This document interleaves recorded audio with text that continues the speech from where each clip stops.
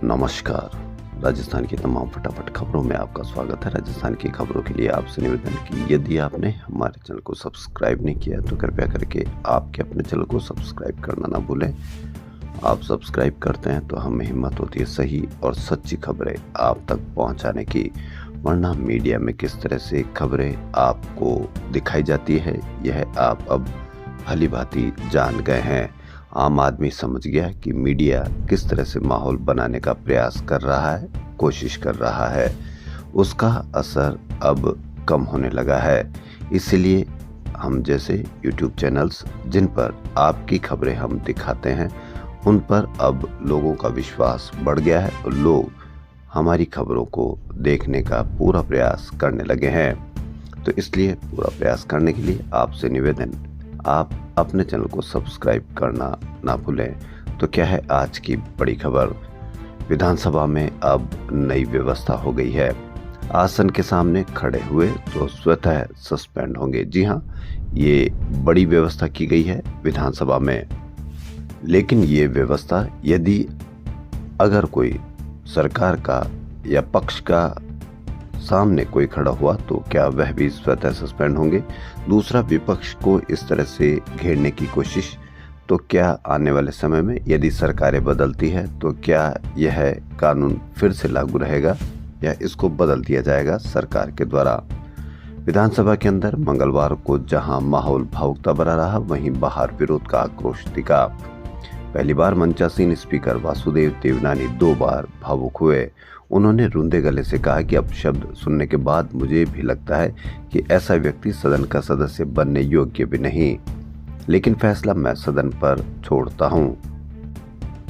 दूसरी ओर विधानसभा गेट पर मंगलवार को निलंबित विधायकों का प्रवेश रोक दिया गया। विरोध में पूर्व सीएम अशोक गहलोत, पूर्व डिप्टी सीएम सचिन पायलट, नेता प्रतिपक्ष टीकाराम जूली, कांग्रेस प्रदेश अध्यक्ष गोविंद सिंह डोटासरा आदि विधायक गेट पर ही धरने पर बैठ गए।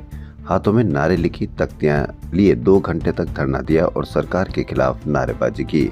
इस दौरान डोटासरा ने कहा कि स्पीकर गीता पर हाथ रखकर सौगंध खाए कि मैंने माफी मांगने की बात कही थी तो मैं अभी माफी मांग लूंगा। हमें सदन में प्रवेश से गलत तरीके से रोका गया है। हम विशेषाधिकार हनन का प्रस्ताव लाएंगे। नेता प्रतिपक्ष टीकाराम जूली ने कहा कि सदन में गतिरोध का सारा षड्यंत्र सरकार ने रचा है। मंत्री ने जानबूझकर दिवंगत प्रधानमंत्री इंदिरा गांधी के बारे में अमर्यादित टिप्पणी की है। इसके साथ ही विधानसभा में अब नई व्यवस्था बना दी गई है। इसके तहत अध्यक्ष के आसन के सामने आकर अवहेलना हंगामा करने वाला विधायक स्वतः सस्पेंड होगा, चाहे वह किसी भी पार्टी के हो। उन्हें सस्पेंड करने के लिए प्रस्ताव लाने की जरूरत नहीं होगी। घटना के बाद सीएम भजनलाल शर्मा स्पीकर से मिलने पहुंचे। दोनों में काफी समय तक बातचीत हुई। यानी अगर कोई अवहेलना हंगामा करने वाला विधायक स्वतः सस्पेंड होगा, चाहे वह किसी भी पार्टी का हो और सामने आता हो, तो क्या अब कोई भी अध्यक्ष के सामने कोई भी हंगामा करने वाला विधायक या कोई भी नेता प्रतिपक्ष हो चाहे पक्ष का हो आने पर स्वतः सस्पेंड होगा? इस पर आप अवश्य कमेंट करके बताएं, क्योंकि लोकतंत्र का सबसे बड़ा काम है वह विधायकों का, जो भी पक्ष विपक्ष का हो, अपनी बात कहना है। यदि कहते हुए अगर सदन सुना नहीं जाएगा या सदन के द्वारा सुना नहीं जाएगा तो वह आसन के सामने तो आएगा ही। आसन के सामने इसमें हंगामे की बात कही गई है। हंगामा कितना हो, कितना कम हो, ज्यादा हो, ये कौन डिसाइड करेगा?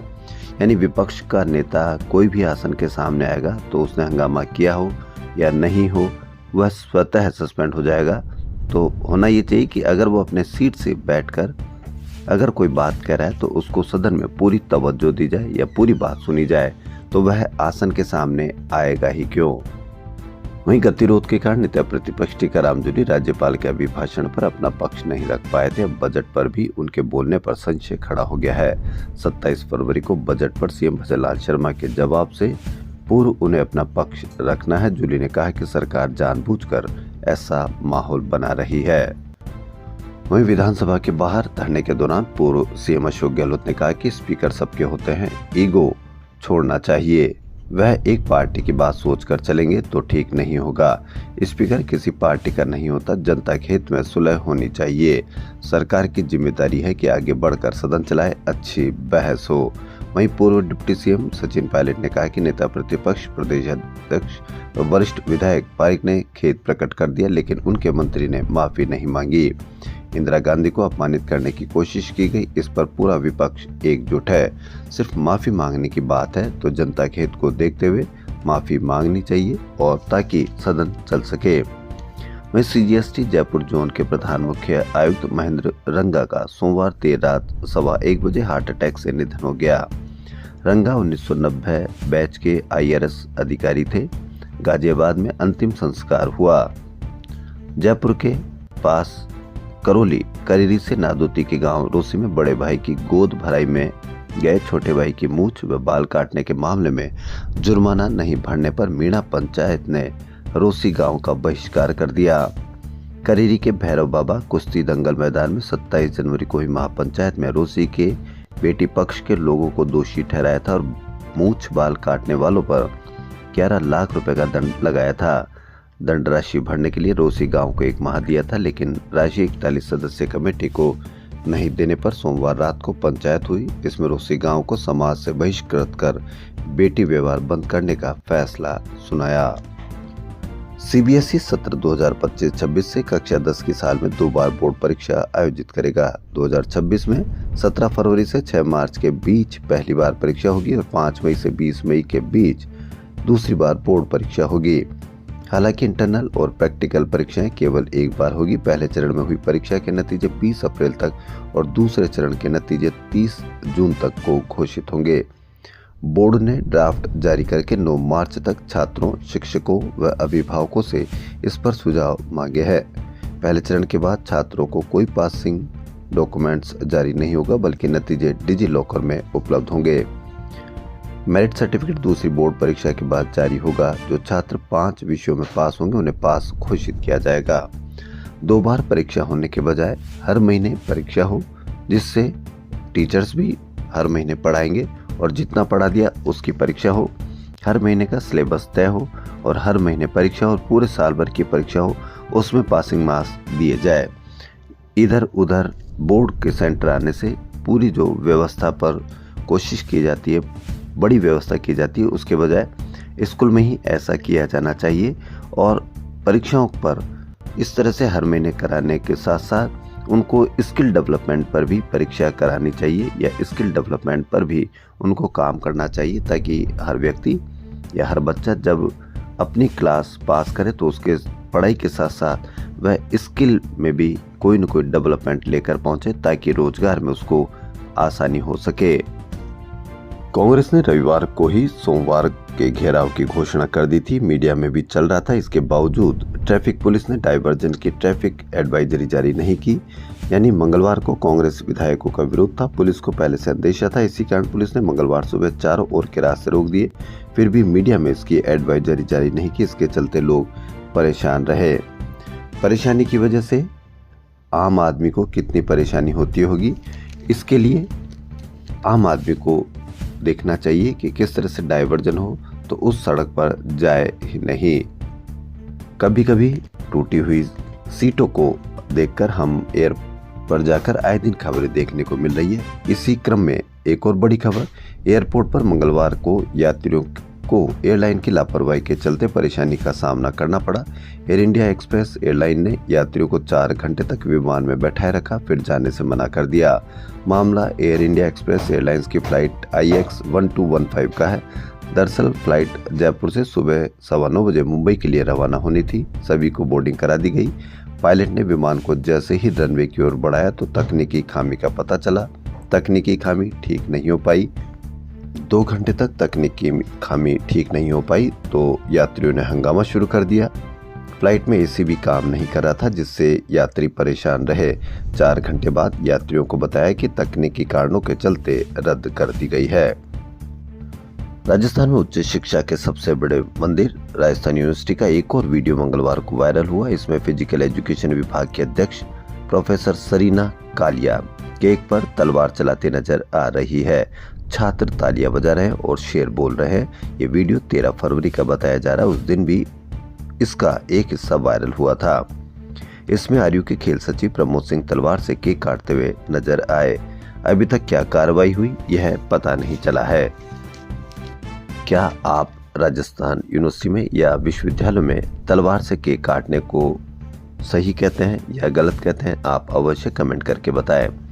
कोविड के बाद दौड़ते, खेलते, काम करते, सोते, एक्सरसाइज करते हुए अचानक मौतों का सिलसिला थम ही नहीं रहा। सोमवार को राजस्थान विश्वविद्यालय के वुशु खिलाड़ी मोहित शर्मा की चंडीगढ़ में मैच खेलते हुए सोमवार रात, वहीं जयपुर में CGST जयपुर जोन के प्रधान मुख्य आयुक्त महेंद्र रंगा का सोते समय निधन हो गया। दोनों की मौत का कारण हर बार की तरह हार्ट अटैक बताया जा रहा है। पिछले 1.5 साल में राजधानी में ही 30 से अधिक ऐसे मामले सामने आ चुके हैं। ये संख्या इसलिए कम लग रही है क्योंकि सरकार के पास हार्ट अटैक से होने वाली मौतों का कोई डेटा ही नहीं है। यह बात सरकार डीडवाना विधायक यूनुस खान के सवाल पर विधानसभा में भी कबूल चुकी है। 1.5 साल में अचानक 30 मौत, इसमें 22 साल की युवा भी। विभाग के पास कोई आंकड़ा नहीं, कहीं कोई चर्चा भी नहीं। होना ये चाहिए कि इन पर चर्चा हो ताकि आम आदमी इस तरह से हार्ट अटैक से होने वाले हादसों को देख सके या सजग रह सके, सावधान रह सके। राजस्थान में फिर से मौसम में बदलाव के आसार हैं। एक नए पश्चिमी विक्षोभ के असर से बीते 24 घंटों में दिन रात के पारे में बढ़ोतरी हुई और दिन में बादल छाए रहे। कई शहरों में रात के पारे में 2 से 3 डिग्री की बढ़ोतरी दर्ज की गई। अगले 24 घंटों में 2 से 4 डिग्री और बढ़ोतरी का अनुमान है। फिर वहीं पश्चिमी विक्षोभ के सक्रिय होने से 3-4 दिन बारिश का दौर चलेगा। मंगलवार को 17 शहरों में तापमान 30 डिग्री से अधिक रिकॉर्ड हुआ। नया पश्चिमी विक्षोभ सक्रिय होने की प्रबल संभावना है। इससे बीकानेर, जयपुर, भरतपुर संभाग के साथ साथ शेखावटी इलाके में 27 फरवरी से 1 मार्च के दौरान मेघ गर्जन के साथ हल्की बारिश होने की संभावना है। आज महाशिवरात्रि है। 13 जनवरी से शुरू हुए प्रयागराज महाकुंभ की आज महाशिवरात्रि के स्नान के साथ पूर्ण आहुति होगी। मेला प्रशासन के अनुसार 46 दिन चले महापर्व के दौरान कई भीड़ रही, बड़ी भीड़ रही। ये दुनिया का सबसे बड़ा मानवीय आयोजन कहा जाने लगा है। एसआई भर्ती परीक्षा पेपर लीक मामले में गिरफ्तार 5 ट्रेनी एसआई को मंगलवार को बर्खास्त कर दिया गया। इनकी जगह डमी अभ्यर्थियों ने परीक्षा दी थी। कोटा रेंज आईजी ने 3 और बीकानेर रेंज आईजी ने 2 ट्रेनी एसआई को सेवा से बर्खास्त कर दिया है। अब तक गिरफ्तार 51 ट्रेनी एसआई में से 10 ऐसे हैं जिन्होंने परीक्षा में डमी कैंडिडेट बैठाए थे। जयपुर में 7 साल की मासूम से दुष्कर्म कर हत्या करने के मामले में पुलिस ने मंगलवार को बच्ची के शव का मेडिकल बोर्ड से पोस्टमार्टम करवाया। दुष्कर्म के बाद पहले गला दबाया, फिर रेता, शव छिपाने के 40 मिनट बाद बाहर आया, बोला टॉयलेट में था। सख्ती से पूछा तो दरिंदे ने जुर्म कबूला। विजयनगर का हादसा आपको पता है। पूरे प्रदेश में उन पर किस तरह से कार्रवाई हो, प्रदर्शन किए जा रहे हैं, लेकिन न तो यहाँ उसका नाम आया है और न ही मीडिया में इस तरह से कोई प्रदर्शन की खबर आई है। क्योंकि हमने दुष्कर्म के आरोपियों में भी हमने हिंदू मुसलमान ढूंढ लिए हैं। यदि कोई गलती से कोई आरोपी मुसलमान निकल जाता है तो पूरे प्रदेश में या पूरे देश में पूरा माहौल बनाया जाता है कि उसको सिर्फ फांसी हो। जबकि 10 दिन पहले ही विजयनगर के साथ साथ एक ऐसा भी हादसा आया था जिसने ब्लेड से किसी के सीने पे लिखा था। उसकी कोई खबर नहीं। क्या प्रदर्शन करने वालों को उनकी भी खबर है? एक तख्ती उसके भी नाम ले लेते कि उसको भी फांसी की सजा हो या उसको भी बड़ी से बड़ी सजा हो। लेकिन हमने अब आरोपियों में भी ढूंढ लिए हैं कि किसकी बड़ी सजा हो या किसकी सजा की बात ही हम नहीं करते हैं। राजस्थान की 6,759 पंचायतों के चुनाव 2025 स्थगित कर निवर्तमान सरपंचों व पंचों को ही प्रशासक लगाने से जुड़े मामले में राज्य सरकार ने हाई कोर्ट में जवाब पेश किए हैं। सरकार ने कहा कि प्रदेश में 1 स्टेट 1 इलेक्शन के कॉन्सेप्ट का परीक्षण प्रस्तावित है। इसके लिए उच्च स्तरीय समिति भी बनाई गई है। इसीलिए 1 स्टेट 1 इलेक्शन प्रस्तावित है, इसीलिए स्थगित किए गए हैं पंचायत चुनाव। हाईकोर्ट की खंडपीठ ने जयपुर अजमेर हाईवे व सर्विस लेन पर अतिक्रमण से जुड़े मामले में भागरोटा के पास बन रहे फ्लाईओवर के निर्माण व यातायात जाम को लेकर दिए गए निर्देशों की मॉनिटरिंग की मंशा जताई है। अब फ्लाईओवर के निर्माण व यातायात के निर्देशों की मॉनिटरिंग करेगा खुद हाईकोर्ट। राजस्थान विश्वविद्यालय जयपुर और 5 कृषि विश्वविद्यालय समेत राज्य के वित्त पोषित विश्वविद्यालयों के पेंशनर्स सरकारी राजकोष से पेंशन का भुगतान नहीं होने का खामियाजा भुगत रहे हैं। Federation of pensioners of state universities of Rajasthan की ओर से मांगों को लेकर मंगलवार को शहीद स्मारक जयपुर पर धरना दिया गया, जिसमें जयपुर, जोधपुर, उदयपुर, बीकानेर, कोटा समेत प्रदेश भर के वित्त पोषित विश्वविद्यालयों एवं कृषि विश्वविद्यालयों के 500 से ज्यादा पेंशनर्स ने सरकार का ध्यान आकर्षित करने के लिए अपनी पीड़ा का बयान किया। राज्य सरकार के आमंत्रण पर एक शिष्टमंडल संबंधित अधिकारी से मिले। उन्होंने पेंशनर्स की पीड़ा को मुख्यमंत्री तक पहुंचाने का वादा किया। मीडिया प्रभारी डॉक्टर श्रवणलाल शर्मा ने बताया कि सरकार पर राज्य के वित्त पोषित विश्वविद्यालयों के पेंशनर्स को पेंशन का भुगतान करने मात्र 550 करोड़ रुपए का ही भार पड़ेगा। विश्व महिला दिवस की पूर्व संध्या पर 5 मार्च को नारी तू नारायणी नारी शक्ति 2025 अवार्ड का आयोजन होगा। ये कार्यक्रम जेएलएन मार्ग स्थित होटल क्रास आमेर में होगा। जिला प्रशासन ने राजस्थान अध्यापक पात्रता परीक्षा यानी रीट 2024 की तैयारियों को अंतिम रूप देते हुए 24 से अधिक राजस्थान प्रशासनिक सेवा एवं समकक्ष अधिकारियों को परीक्षा करवाने की जिम्मेदारी सौंपी है। परीक्षा के सफल आयोजन के लिए जिला कलेक्टर डॉक्टर जितेंद्र कुमार सोनी के निर्देश पर जिले में कुल 13,189 अधिकारी कर्मचारियों को लगाया गया है। इसके लिए कलेक्ट्रेट में उनकी ड्यूटी पहचान पत्र जारी किए जा रहे हैं। परीक्षा केंद्र सीसीटीवी कैमरों की नजर में रहेंगे। अखिल राजस्थान राज्य कर्मचारी संयुक्त महासंघ के प्रदेश कार्य समिति का मंगलवार को पुनर्गठन किया गया। इसमें प्रदेशाध्यक्ष राजेंद्र राणा ने एसएमएस मेडिकल कॉलेज से संबंध शास्त्री नगर जयपुर में स्थित हरिबख्श कावटिया राजकीय चिकित्सालय की शाखा में डॉक्टर राकेश नेहरा वरिष्ठ नर्सिंग अधिकारी को प्रदेश मुख्य प्रवक्ता नियुक्त किया गया है।